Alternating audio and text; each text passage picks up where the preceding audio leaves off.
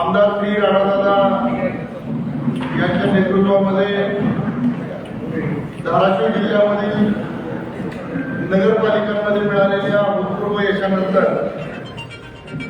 आज आपण भारतीय जनता पार्टी जिल्हा नागरिकांच्या कार्यालयामध्ये आयोजित आजच्या या पत्रकार परिषदेमध्ये सर्व पत्रकार बांधवांचं या ठिकाणी मी मनपूर्वक स्वागत करतो। आणि आपल्या सगळ्यांना माहिती आहे, दिवसभर निवडणुकीच्या नगरपालिकेच्या निवडणुकीच्या निकालानंतर या जिल्ह्यामध्ये जनतेने भारतीय जनता पार्टीला मोठ्या प्रमाणावर 4 नगराध्यक्ष निवडून देऊन आणि भारतीय जनता पार्टीकडून आणि महायुती म्हणून 77 नगरसेवक निवडून देऊन अभूतपूर्व असं यश भारतीय जनता पार्टीला जनतेच्या आशीर्वादातून मिळालेलं आहे। या निवडणुकीचं वैशिष्ट्य असं होतं, भारतीय जनता पार्टीचे नेते आमदार राणादादा आणि भारतीय जनता पार्टीची संपूर्ण टीम, या टीमनी ही निवडणूक संपूर्णपणे धाराशिव जिल्ह्यातील नागरिकांच्या समस्यावर, धाराशिव जिल्ह्यामध्ये समाज घटकांच्या अडीअडचणींवर केंद्रित करून त्या सोडवण्यासाठी आपल्याला काय करता येईल अशा सकारात्मक मानसिकतेमध्ये ही निवडणूक भारतीय जनता पार्टीने आमदार राणादादांच्या नेतृत्वाखाली लढली।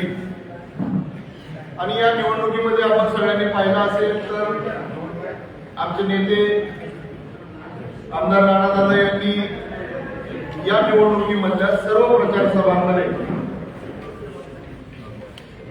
आपल्यापैकी काही तज्ञ लोकांनी या गोष्टीची नोंद घेतली असेल कदाचित, परंतु भारतीय जनता पार्टीच्या प्रचाराच्या सर्व सभांमध्ये एकाही सभेमध्ये विरोधकांवर किंवा विरोधकांच्या कामगिरीवर एकही विरोधाचा शब्द न मांडता संपूर्ण प्रचार यंत्रणा आणि संपूर्ण प्रचार सभा या केवळ आणि केवळ विकासाच्या मुद्द्यांवर मांडले आणि लोकांना ते पटलं, लोकांना ते रुचलं, जनतेने ते स्वीकारलं। त्यामुळं आज भारतीय जनता पार्टीच्या धाराशिव जिल्ह्यामध्ये 4 नगरपालिकांमध्ये 4 नगराध्यक्ष आणि एका ठिकाणी महायुतीचे नगराध्यक्ष असं घवघवीत असं यश भारतीय जनता पार्टीला लाभलं। या पत्रकार परिषदेसाठी माननीय आमदार श्री राणादादा उपस्थित आहेत। मी दादांना विनंती करतो की ना आपण या पत्रकार परिषदेला संबोधित करावं।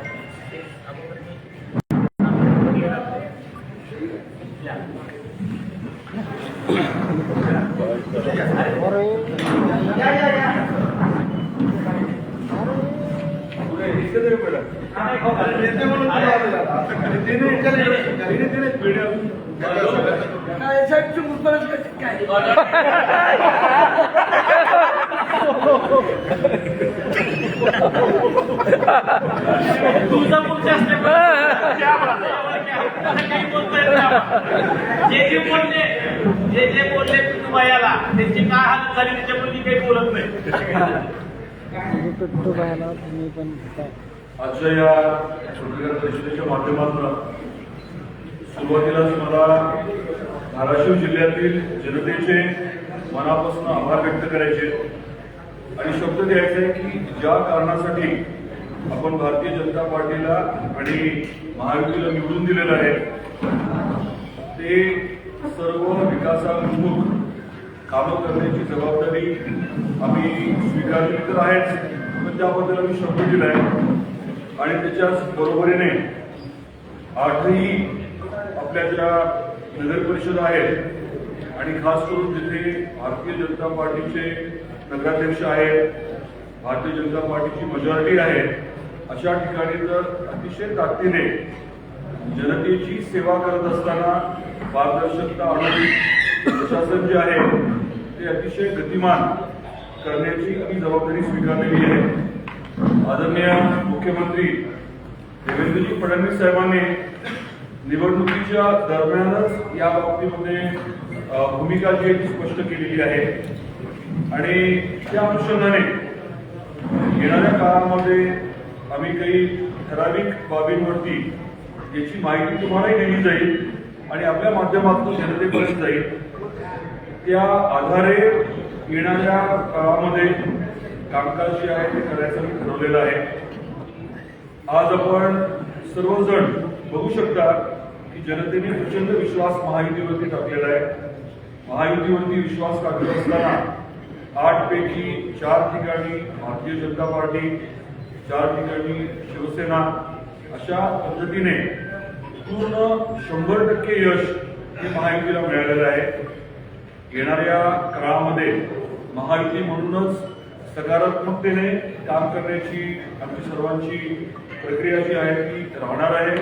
तसे आम्हाला नेत्यांकडनं स्पष्ट असे आदेश देखील आहेत. धाराशिव शहराच्या बाबतीत सांगायचं म्हटलं तर सर्वांगीण विकासाच्या अनुषंगाने आम्ही ही निवडणूक लढतोय. आम्ही काय काय करणार हे कागदावरती व्यवस्थित ट्रान्सलेटच्या माध्यमातून माझ्या स्त्रीनिशी आवर्जून दिले आणि तो आमचा इथला अजेंडा राहणार आहे. तसंच तुळजापूरच्या बाबतीत देखील जे काही घडलं गेल्या काही महिन्यांपासून मी सर्वांनी बघितलं. ज्यांनी जे केलं ते त्यांना लागला, परंतु जनतेने पूर्ण विश्वास ठेवून जी आम्हाला जबाबदारी दिली आहे, आई तुळजाभवानीने आम्हाला जी संधी दिली आहे त्या संधीच्या माध्यमातून तुळजापूरचा कायापालट अतिशय ताकदीने आम्ही सुरू केलेला आहे. त्याला अजून गती देऊन जागतिक दर्जाचं, वैश्विक दर्जाचं तीर्थक्षेत्र आपण तुळजापूरला निश्चित करतोय. आणि पलीकडे जाऊन नळदूरचा मुद्दा असेल, कळंबचा मुद्दा असेल, या 4 नगर परिषदांच्या बाबतीमध्ये अतिशय ताकदीने नियोजनबद्ध भारतीय जनता पार्टीचं काम होणार आहे. पलीकडे मुरुम आहे, तिथे बसवराज पाटील साहेबांच्या माध्यमातून पूर्ण ताकदीने काम होईल. उमरग्यात शिवसेनेच्या माध्यमातून होईल. भूमपरांड्याचं तर शिवसेनेचं आहेच आणि तिथे मदतीला आम्ही देखील आहोत. महत्वाचा विषय जो आपल्या सर्वांच्या माध्यमातून आम्हाला पोहोचवायचा आहे तो म्हणजे जनतेचे मनापासून आभार पहिले आम्हाला म्हणायचे. सर्व नेते कार्यकर्ते जे झटले त्यांचे मनापासून आभार मानायचे आणि आमची जबाबदारी जी आहे ती प्रचंड वाढलेली आहे. ही भावना घेऊन येणाऱ्या काळामध्ये आमचं कामकाज राहणार आहे. यापेक्षा अधिक न बोलता मी थांबतो. आपले काही प्रश्न असतील तर आपण घेऊ आणि मग पुढे जाऊ. लोकांनी आपल्याला भरभरून साथ दिलेली आहे. त्याचा रिझल्ट लोकांना किती दिवसात मिळेल किंवा किती महिन्यात मिळेल? चांगला प्रश्न तुम्ही विचारलाय. या बाबतीमध्ये चर्चा झाली. जसं आदरणीय देवेंद्रजीने 100 दिवसाचा कार्यक्रम ठरवला राज्य सरकारच्या बाबतीत, त्याच धर्तीवरती 100 दिवसाचा कार्यक्रम हे भारतीय जनता पार्टीच्या माध्यमातून ठरवला जाईल. अध्यक्ष म्हणून दत्ताभाऊ असतील, सुरेश भाऊ असतील, राळेसाहेब आहेत, सर्व जे सिनियर आहेत ते मिळून या बाबतीमध्ये काम करतील. आपण हे देखील ठरवलंय की प्रत्येक नगर परिषदेमध्ये एक मॉनिटरिंग कमिटी राहणार आहे. त्याच्यामध्ये वेगवेगळ्या क्षेत्रातले तज्ज्ञ जे आहेत ते आपल्याला सहकार्य करणार आहेत आणि तीच प्रथा आपण प्रत्येक प्रभागामध्ये देखील पाडायचं ठरवलंय. प्रत्येक प्रभागामध्ये जे नगरसेवक म्हणून निवडून आले, नगरसेविका म्हणून निवडून आले, फक्त त्यांच्यावरतीच 100% सगळं आपण अवलंबून ठेवू शकत नाही. त्याची जबाबदारी तर मोठी आहेच, जनतेने त्यांना निवडून दिले, परंतु त्यांच्या मदतीला प्रत्येक प्रभागामध्ये एक प्रभाग समन्वय समिती देखील राहणार आहे आणि या माध्यमातून कामात पारदर्शकता. आता अगदी उद्या परवा आपल्या शहरामध्ये 140चं जे काम होतं ते सुरू होणं अपेक्षित आहे. त्याचं फॉर्मल औपचारिक उद्घाटन होईल किंवा होईल, परंतु काम तातडीने सुरू होणं अपेक्षित आहे. हे 59 रस्ते होत असताना प्रत्येक रस्त्यासाठी एक कमिटी करण्याचं देखील आम्ही ठरवलंय. म्हणजे कामाचा दर्जा, काम वेळेत होणं आणि त्याचबरोबरीने काम करताना जनतेला कमीत कमी त्रास कसा होईल हे सगळं बघण्याची जबाबदारी त्या समितीची राहणार आहे. आपली देखील पत्रकार म्हणून आता जबाबदारी आहे. आपण देखील हे सर्व गोष्टी सकारात्मकतेने घ्याव्यात आम्हाला मदत करावी. पत्रकार बांधव म्हणून तुम्ही देखील काही जबाबदारी वेगवेगळ्या प्रकल्पाची स्वीकारावी. मी याच्या आधी देखील आपल्याला सांगितलं होतं की जिल्ह्यामध्ये त्या काळी 20-25 प्रकल्प होते, आता 40च्या पुढे गेले असतील. आपण ही जबाबदारी स्वीकारा, कारण शेवटी समाजामध्ये चांगलं घडत असताना त्याला पाठबळ देणं, पूर्णत्वापर्यंत ते नेण्यासाठी मदत करणं ही आपली देखील जबाबदारीचा भाग आहे असं मी समजतो. नकारात्मकता काढून टाकणं ही देखील एक अपेक्षा आज मला आपल्या सर्वांपुढे व्यक्त करायची. दुर्दैवाने चांगलं जे होतं त्याला चांगलं म्हणून प्रोत्साहन न देता जे काही खोटं बोललं जातं, चुकीचं बोललं जातं, त्याला दुर्दैवाने प्रोत्साहन दिलं जातं. मलाही कळतं की माणूस कुत्र्याला चावला ही बातमी होते, परंतु आपल्या जिल्ह्यामध्ये आपल्याला जर चांगल्या मोठ्या गोष्टी लवकर करायच्या असतील तर तुमची मदत लागणार आहे. आपले मुख्यमंत्री आदरणीय देवेंद्रजी फडणवीस साहेबांनी प्रचंड अशी आपल्याला मदत केलेली आहे. आपलं सरकार 2022 मध्ये आल्यापासून पैसा हा विषय नाही, पैशाच्या पलीकडे जाऊन अशक्य वाटणारे प्रकल्प जे आहेत त्यांना एक मंजुरी देणं आणि वैयक्तिक लक्ष घालून ते प्रकल्प मार्गी लावण्यासाठी वेळोवेळी सहकार्य करणं हे आदरणीय देवेंद्रजींनी जे केलंय. त्यांच्या बरोबरीने आपले उपमुख्यमंत्री एकनाथरावजी शिंदे साहेब यांनी देखील प्रचंड आपल्याला मदत केलेली आहे. मग ते अगदी नगरविकासच्या माध्यमातून त्यांनी दिलेले कामं असतील किंवा वेळोवेळी त्यांच्या माध्यमातून मिळालेलं सहकार्य असेल. आपले दुसरे उपमुख्यमंत्री अजितदादा पवार साहेब त्यांची देखील नेहमीच आपल्याला मदत मिळते. आपले पालकमंत्री महोदय प्रतापराव सरनाईक साहेब यांचं देखील आपल्याला सहकार्य पूर्ण ताकदीने आता लाभतंय. त्यामुळे काम आता जे आहे ते जलद गतीने चालू असताना प्रत्येक ठिकाणी दर्जावरती पूर्ण आम्ही लक्ष देणार आहोत. आपण देखील द्या, परंतु पॉझिटिव्हिटी सकारात्मकता जी आहे ती आणून कामं होण्यावरती आपण देखील सर्वांनी भर द्यावा, सहकार्य करावं ही मला आपल्याला विनंती करायची. महायुती म्हणून जनतेने कोल दिला, महायुती म्हणून तुम्हा दोघांना जनतेने कोल दिला. ही युती भविष्यात काय पाहणार का? या बाबतीमध्ये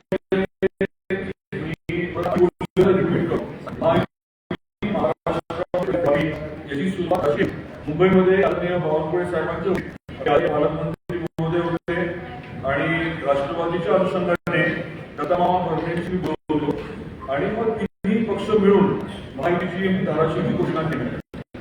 आता प्रत्यक्षामध्ये आपले जे कार्यकर्ते असतात, आपले जे स्थानिक नेते असतात त्यांच्या काही अपेक्षा असतात आणि त्यामुळे थोडं मागे असतं. नगर परिषदेच्या वेळेस काही ठिकाणी आम्ही समन्वय अधिकार येणाऱ्या कामच्या संबंधाने आव्हानं काय आहेत?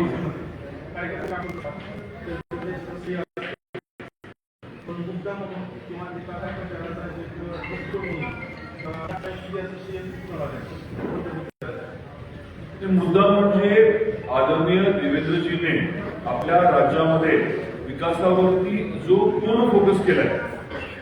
म्हणजे बाकी 10 गोष्टी जरी झाल्या, राजकारणामध्ये अनेक गोष्टी घडतात, परंतु मुंबईपासून अगदी आपल्या धाराशिवपर्यंत आदरणीय देवेंद्रजींचा पूर्ण जो फोकस आहे, केंद्रबिंदू जो आहे तो विकास आणि आर्थिक विकास प्रत्येक आपल्या राज्यातल्या नागरिकांपर्यंत उत्पन्न वाढीसाठी काय करता येईल याच्यावरती त्याचा जो भर आहे. माझं मत आहे की तो विश्वास जो आहे, देवेंद्रजीने दिलेला विश्वास, हे सगळ्यात मोठं महत्वाचं कारण आहे. विकास कामे करताना आपल्या समोर काय आव्हानं काय आहेत? आता जे आश्वासन दिले तर विकास कामे करताना आव्हानं काय असणार आहे? आव्हानं अशी काही मोठी नाहीये. सगळ्यांनी सकारात्मकतेने काम केलं. आता मी म्हटल्याप्रमाणे जलद गतीने सर्व गोष्टी होतील. आपल्याला आपल्या स्वप्नातलं धाराशिव जर लवकर करायचं असेल, मी म्हटल्याप्रमाणे दररोज पाणी धाराशिव शहरात यावं, पुढच्या टप्प्यात 24 तास पाणी यावं, आपलं शहर हे बगीच्याचं शहर म्हणून ओळखलं जावं, आपल्या शहरामध्ये साफसफाई असावी, रस्ते चांगले असावे, नाल्या वगैरे साफ योग्य वेळी केल्या जाव्या, पद्धतीने नीट असावे या अतिशय मूलभूत गोष्टी ज्या नागरिकांना पाहिजेत त्या व्यवस्थित करण्यावरती आपण भर ठेवू आणि मला नाही वाटत त्याच्यात काही विशेष अडचण येईल आणि अडचण जर आली तर अडचणीचं काय करायचं ते आपल्याला माहिती आहे. याला भुयारी गटाराचा प्रकल्प पुढे चालेल का, काय अडचण येते? भुयारी गटार भुयारी गटाचा प्रकल्प चालूच आहे, तो व्यवस्थित पूर्ण करणं, त्याच्यामध्ये ते उणीव असतील काही त्रुटी असतील तर त्या दुरुस्त करणं याच्यावरती भर राहणार आहे. तुळजापूरला देखील या बाबतीत काही काम करण्यात आलं होतं. 70-75% काम करून तसंच थांबलं होतं. गेल्या आठवड्यामध्ये नागपूरला त्याची बैठक घेतली आपण. VNIP FDPचे लोक आणि त्यांना घेऊन तिथे पण तुळजापूरलाही आपण त्या प्रक्रियेची पूर्ण छानबीन करून तिथे गरज पडेल दुरुस्ती करणार आहोत. धाराशिवला करणार. दादा धाराशिव शहरात दादा थोडं पाठीमाग शांत राहा जरा प्लीज. मी आज त्याच्याबद्दल जास्त बोलणार नाही. एक आठवड्यामध्ये 10 दिवसामध्ये या बाबतीत आपण स्पष्टपणे जे काही मुद्दे आहेत हे 100 दिवसाचा कार्यक्रम जे आपण बोललो ते स्पष्टपणे मांडू आणि साधारण अजेंडा सेम सगळीकडे असणार. सर्व नगर परिषदांमध्ये त्या पद्धतीने राबवण्याचा आमचा प्रयत्न आहे. हो हो हो काय म्हणता?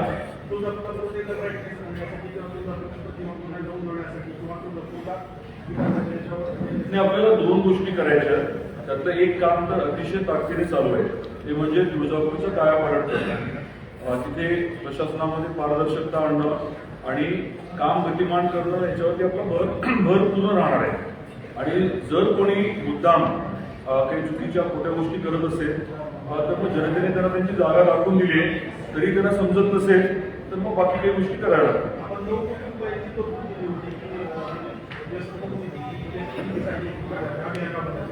नाही असं काही नाही, तसं नाहीये. आपलं जो या बाबतीतला विषय आहे तो आदरणीय देवेंद्रजींनी अँटी नार्कोटिक्स क्लब ही संकल्पना मांडली होती. ती आपण अंमलात आणली आणि आपले जे जिल्हाधिकारी आणि SP मॅडम आहेत त्यांना ती जबाबदारी दिलेली आहे. त्यांची जबाबदारी आहे हा विषय जो आहे तो जास्त ताकदीने राबवण्याची. दादा धाराशिव शहराचा विकास करत असताना आता सर्वप्रथम कुठल्या विकासाच्या कामाला आपण प्राधान्य देणार आहे? धाराशिव शहरामध्ये सगळ्यात महत्वाचे जे मुद्दे मी सांगितले ते मूलभूतच आहेत. रस्त्याचा विषय आहे, पाण्याचा विषय आहे. आज 7-7, 8-8 दिवस पाणी मिळत नाही. मी बगीचाचं बोललो, साफसफाईचं बोललो. हे 4-5 मुद्दे जे आहेत नगर परिषद म्हणून जे आपण सुविधा लोकांना देणं अपेक्षित आहे, मूलभूत गोष्टी त्याच्यावरती भर राहणार आहे. पिटूभाईला एक प्रश्न आहे. नाही, प्रेस माझी आहे दादा, त्यांची प्रेस दोघांची नंतर घ्या तुम्ही. आपलं ठरलं ना, आम्ही दोघं येणार आहे. नाही विकासाच्या दादा विकासाच्या बाबतीत आहे तो विषय. जरा बाकीचे बोलू नका, थोडं कुठे बोलू ना. तुम्हाला बोलू लागलं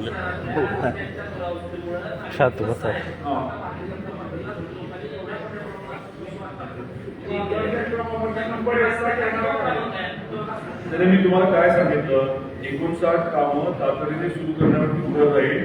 प्रत्येक कामासाठी नागरिकांची एक समिती राहील आणि त्यांना देखील आपण जबाबदारी देणार आहोत की त्यांनी कामाकडे लक्ष द्यावं.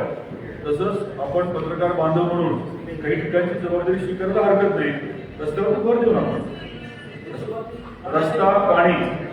रस्ता पाणी साफसफाई, आपला कचरा डेपो हद्दपार करणं हे सर्व विषय आपले प्राधान्याने घेणार आहोत.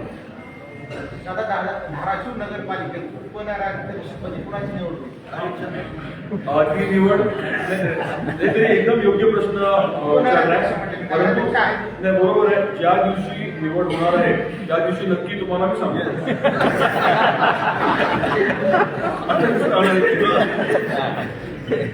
दादा धाराशिव शहरामध्ये नगर परिषद शाळेची अवस्था जी आहे अत्यंत बिकट आहे.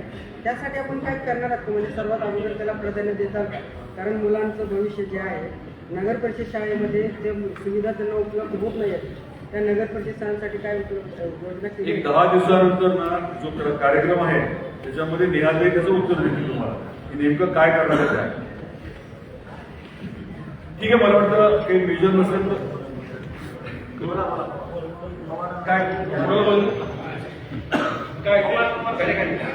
चला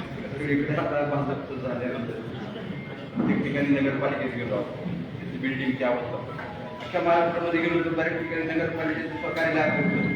काय होतं नगरपंचायतचे कार्यालय सुद्धा आपल्यापेक्षा सुशोभीकरण सुंदर आहे. इथं पिचकाऱ्यापासून याच्यापासून म्हणजे याच्यापासून सुद्धा आपल्याला सुरुवात करणं गरजेचं नाही.